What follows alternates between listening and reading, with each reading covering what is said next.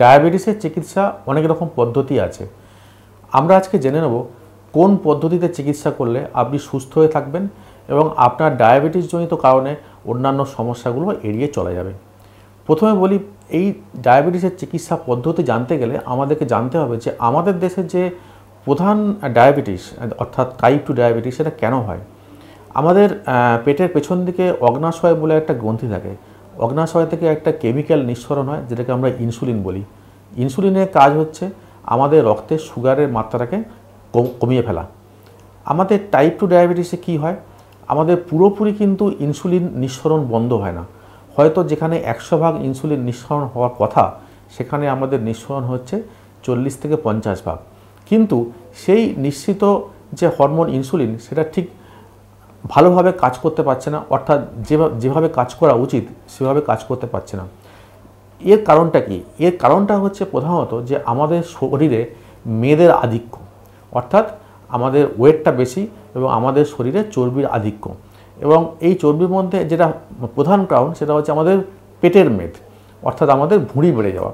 এবং এই কারণেই আমাদের শরীরে অবশিষ্ট ইনসুলিনটা কাজ করতে পারছে না। তাহলে আমাদেরকে ইনসুলিনটা কিভাবে কাজ করাতে হবে? আমাদেরকে দুটো পদ্ধতি আছে। একটা হচ্ছে প্রথমত যেটুকু ইনসুলিন আছে সেটুকু বার করতে হবে এবং তার জন্য কিছু ওষুধ আছে। এবং এই পদ্ধতিতে চললে যেটা প্রধান সমস্যা হচ্ছে যে আমাদের যে অবশিষ্ট ইনসুলিন আছে সেটা কিছুদিনের মধ্যে শেষ হয়ে যাবে। ধরুন 5 থেকে 10 বছরের মধ্যে শেষ হয়ে যাবে এবং তারপর আমাদেরকে বাইরে থেকে ইনসুলিন নিতে হবে। এবং বাইরে থেকে ইনসুলিন নেওয়া মানে প্রত্যেক দিন একবার বা দুবার, কারো ক্ষেত্রে 3 বার, কারো ক্ষেত্রে 4 বার অবধি ছুঁচ ফুটিয়ে ইনসুলিন নেওয়া। আরেকটা পদ্ধতি হচ্ছে যে আমাদের যে অবশিষ্ট ইনসুলিন আছে সেটা যাতে সঠিকভাবে কাজ করতে পারে তার বন্দোবস্ত করা। এবং সেটা বন্দোবস্ত করলে কি করতে হবে, যে আমাদের প্রথমত আমাদের মেদটা কমিয়ে ফেলতে হবে, অর্থাৎ আমাদের যে আদর্শ ওজন সেটা কাছাকাছি আমাদের ওজনটাকে নিয়ে যেতে হবে। সেটা নিতে গেলে কিছু খাদ্যাভ্যাস চেঞ্জ করতে হবে, যেটা আমরা অলরেডি বলেছি, এবং নিয়মিত শরীরচর্চা করতে হবে। নিয়মিত শরীরচর্চার মধ্যে আমরা কি বলি সেটা হচ্ছে যে আমাদের অন্ততপক্ষে 40 থেকে 45 মিনিট রোজ হাঁটতে হবে। এবং এই হাঁটার অল্টারনেট হিসেবে যাদের ধরুন টাইম খুব কম আছে, সময় নেই, তারা বাড়িতে ট্রেডমিল করতে পারেন বা জিমে গিয়ে ট্রেডমিল করতে পারেন। ট্রেডমিল করলে মোটামুটিভাবে আধ ঘন্টা করলেই হবে, বা আধ ঘন্টা সাঁতার কাটতে পারেন যদি সাঁতার কাটার থাকে, সুযোগ থাকে। তো এইগুলো রোজ করতে হবে। একটা জিনিস মনে রাখবেন, না হেঁটে বা না শরীরচর্চা করে ডায়াবেটিস কন্ট্রোল করতে যাওয়ার মানে হচ্ছে না পড়ে পরীক্ষায় বসার মতো আর কি।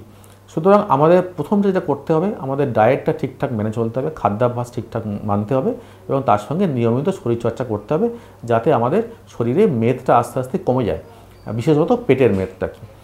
এর সঙ্গে ডায়াবেটিসের ধাপ অনুযায়ী, অর্থাৎ আপনার ব্লাড সুগার কতটা আছে তার সেই অনুযায়ী আমাদেরকে কিছু ওষুধ খেতে হবে। এবার আমরা সেই ধরনের ওষুধ আমরা চুজ করব বা বেছে নেব যেটা খেলে আমাদের ইনসুলিনটা কাজ করতে পারবে, অর্থাৎ যেটুকু ইনসুলিন অবশিষ্ট আছে সেটুকু কাজ করতে পারবে। এবং এখন যে আধুনিক ওষুধগুলো এসছে সেটা বিভিন্ন পদ্ধতিতে আমাদের ব্লাড সুগার কমায়। কেউ করে কি যে ইনসুলিনটা কাজ করতে সাহায্য করে, কেউ করে কি আমাদের ইউরিনের মাধ্যমে অর্থাৎ প্রস্রাবের মাধ্যমে আমাদের ব্লাড সুগারটাকে বার করে দেয়।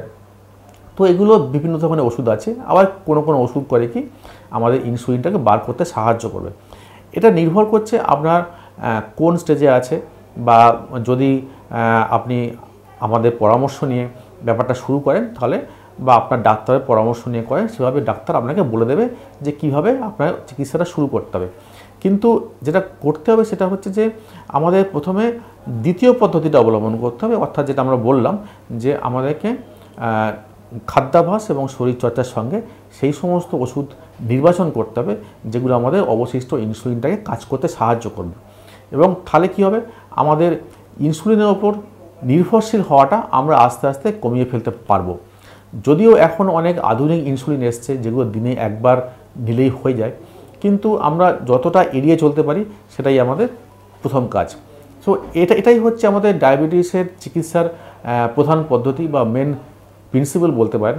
সুতরাং ডায়াবেটিস হয়েছে বলে যে চিন্তার কোনো কারণ নেই। এবং ডায়াবেটিসটাকে একটা চ্যালেঞ্জ হিসেবে গ্রহণ করে সেটাকে কীভাবে সঠিকভাবে বা বিজ্ঞানসম্মতভাবে চিকিৎসা করা যায় তার জন্য চিকিৎসকের পরামর্শ অনুযায়ী চলতে হবে।